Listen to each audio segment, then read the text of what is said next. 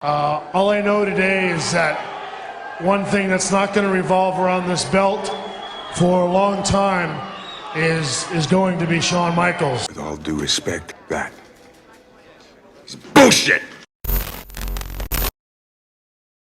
These videos are satiric reviews. You don't have to agree, but don't bitch about it. Hey there, I'm social injustice warrior Infuso, with another overused opening of mine, but you know who one of my all-time favorite wrestlers was? Shawn Michaels. I mean, growing up, on some level, I kinda idolized the guy. And it wasn't because of his entrance gear. I mean, be that the case, I would have idolized the biker from the Village People. But instead, I just questioned his grooming decisions because who wears a mustache like that knowingly? Maybe my idolization of Shawn came from the fact that he was a scrawny little white boy with long hair, and at the time, I was a scrawny little white boy with long hair.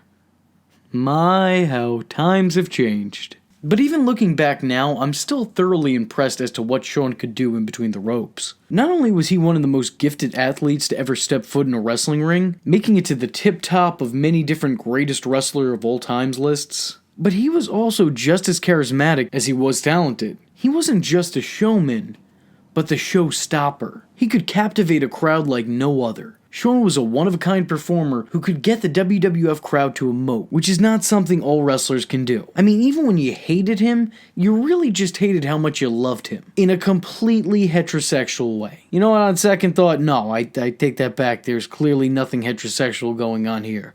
Being gay in our business is very 80s. In all seriousness, even in real life outside of the world of kayfabe, Shawn has been recognized for his undoubted star power. In the Wrestling Observer, he earned Match of the Year in 1994, 2008, 2009, and 2010. He was voted the most charismatic wrestler of 1995 and 1996, and was honored as Tag Team of the Year with Marty Jannetty in 1989 as The Rockers. Whereas in Pro Wrestling Illustrated, he had Match of the Year from 1993 to 1996, and then again from 2004 to 2010. He was ranked number 1 in the top 500 single stars in 1996, and he hit the top 10 again in 2003. He also headlined the WWE Hall of Fame class of 2011. The man is one of the most iconic figures in all of sports entertainment, having a career with its fair share of fame and infamy. And today we're here to talk about the latter. You see, Shawn Michaels won multiple titles during his extended run with the company, becoming a 6-time tag team champion, a 3-time intercontinental champion, a 1-time European champion,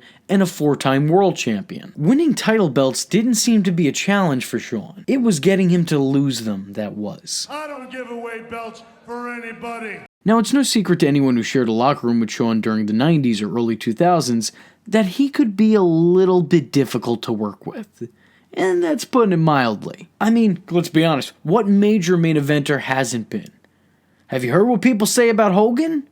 Did you watch my video and listen to what I said about Hogan? Now, what you may not know about Shawn is that once you put a title on him, he never wants to take it off. As far as I'm concerned, I'm pretty sure he showered in those things. And if you don't believe me, in 1993, Shawn was the reigning defending Intercontinental Champion. But due to a steroid scandal that Shawn still denies to this day, he was forced to drop the belt. Now, being the champion at the time of his suspension, the company was forced to take the title off him. Though when they called and asked him to send the belt back, because the champions do take the belts home with them, this way they can bring them show to show, and Shawn, I don't know if you're aware of this, I know that they gave it to you, but it's not your fucking belt. It's the company's. It's their property. They paid for it. That is theirs. Come on, Shawn, just give the nice man in the suit with football shoulder pads his toy back. Michaels adamantly refused, causing the company to either rush to have a new one made, or to use a replica of the IC title in his absence. That belt, of course, would go to Razor Ramon, and would lead to a feud with Michaels as to who the undisputed Intercontinental Champion really was. In 1994, Shawn won the tag team titles with his partner Diesel. You may remember we've mentioned this on here on the channel before. The two rarely ever defended their belts, and they'd wind up vacating them after the team split. Shawn would become Intercontinental Champion yet again, before forfeiting the title due to an injury from getting beat down in a bar in Syracuse, though some of his co-workers and those close to Shawn dispute the legitimacy of this injury, with many claiming that this was Shawn not wanting to put the next guy over. It's important to note that that night, Dean Douglas would be granted the title before having it taken off him later in the same show by Shawn's close friend and buddy, Razor Ramon. Championship around his waist. And what a matchup that would have been. They forfeiting the Intercontinental Championship to Gorilla Monsoon in a very classy manner. That same year, he and Diesel would reunite and win the tag team titles. But due to a technicality, they would immediately have the title stripped from them and vacated. Which at this point, I can only imagine that backstage this was known as the Shawn Michaels special. Michaels would win back his WWF Championship in 1997, only to almost immediately vacate it the following month for nagging injuries, and for losing his smile. As you are facing a knee operation, what's going through your head? It seems like we've done this before. I may never be able to wrestle again. You know, here you go. Here's your belt. And I know that over the last several months, I've lost a lot of things, and one of them has been my smile. And I have to go back and I have to find my smile, because somewhere along the line, I lost it. Now, even more than his injury from the beating he'd received in Syracuse, this is a very controversial and debated topic, as a lot of wrestlers and wrestling fans alike believe that Michaels either faked or exaggerated his injury in order to get out of having to lose his title to his real-life rival Bret the Hitman Hart, who was scheduled to become the next WWF champion. The timing of all this, well, it makes it a little suspect, doesn't it? I mean, the guy's got a track record, he's got a bad attitude backstage, doesn't want to put the next guy over. It just kind of all paints a very unflattering picture. Austin, he couldn't quite get it done. Phony little faker, why don't you take your little pussyfoot injury? No. It's all right. I'm not going anywhere. And go back and find your smile. Michaels would again win the tag team titles with Stone Cold Steve Austin, as the two were in the midst of a feud. And as you might have guessed, they'd have to drop the titles before they could lose them.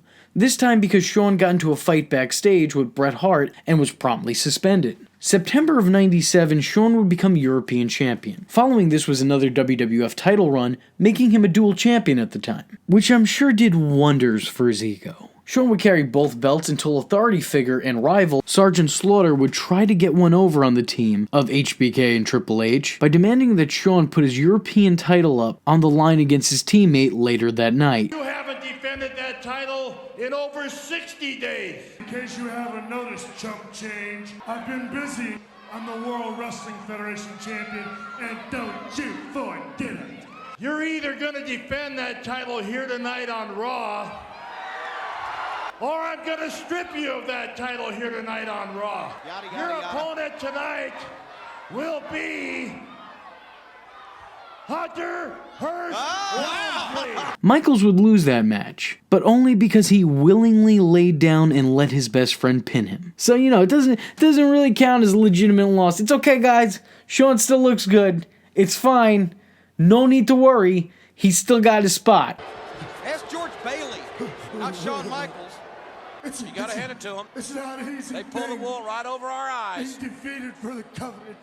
European title. They got us.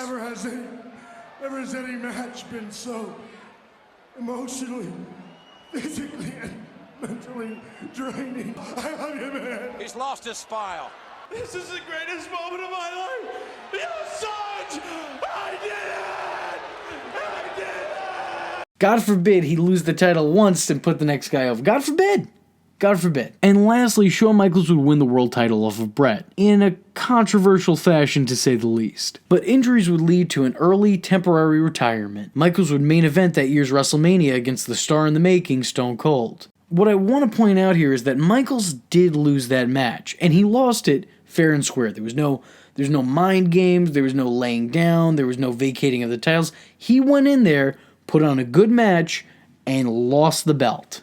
But if the persistent rumor and backstage stories are to be believed, he had very little intention on doing so. Or at the very least, little desire in putting Stone Cold over. One story claims that The Undertaker, a backstage locker room leader, would threaten Shawn to do the job while menacingly taping his wrists. And why is it all the good stuff in wrestling is never recorded? Anyways, you could see, the vast majority of time Shawn was to lose a title, it was very rarely ever in an actual loss.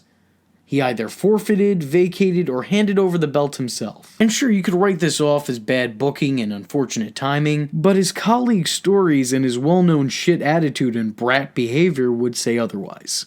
And I want to point out that even the times he did lose the strap, they kind of seem a little suspect. He'd lose the belt to Psycho Sid, who he'd regain it back from the following January. The same goes for an Intercontinental title reign, which saw him lose the title to Marty Jannetty and quickly regain it back after. Also, see, I'm sorry, I misbetrayed him, alright? The guy doesn't mind losing the belt, just as long as you give it back in record time. What a class act. That guy is a team player. Give him a jersey.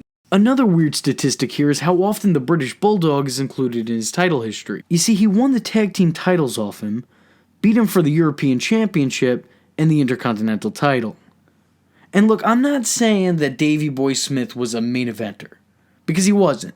You know, at least not in the States. When they travel to the UK, then give him a title match, you know? But come on, didn't he deserve better than this? I mean, he basically became Shawn's whipping boy. I mean, he's the guy who they pay to job out to Shawn Michaels. I mean, as long as he was making money, I think that's what's most important, but still, guy deserved better. I think just having to share a locker room with Shawn Michaels might be Purple Heart worthy. Let me say now that I'm sure that there's plenty of you bitching in the comment section about how I'm not being fair, but neither was Shawn, so you know what they say about turnabout being fair play. But that's the nature of the business. I want to emphasize that Shawn Michaels is still to this day maybe my all-time favorite wrestler. I still admire the guy's work, and have many fond memories of watching him on TV growing up. However, with that being said, the man behind the scenes was different than the man on our screens. This isn't to say that Shawn was a bad person, but the man during that period of his life personified the word diva. He didn't want to lose his belts to look bad in a fictional wrestling contest. And the fact that he got away with all this, and is still considered one of, if not the greatest of all time, is really just a credit to how impressive he truly is. So Shawn, thanks for the memories. Even the bad ones. You know what? Especially the bad ones, actually. They're celebrated here. Thank you, Shawn. You've done so much for yourself. So with that being said, I'm the Social Injustice Warrior V Infuso, and if you like the words that came out of my mouth hole and you too want to become a VTard, don't forget to like and subscribe.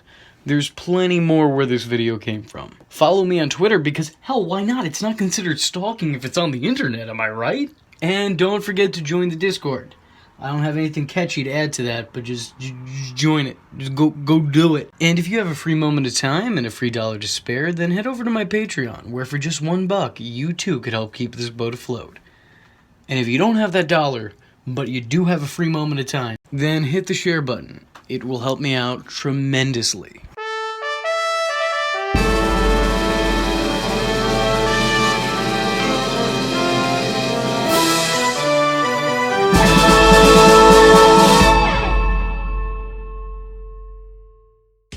VTart, oh.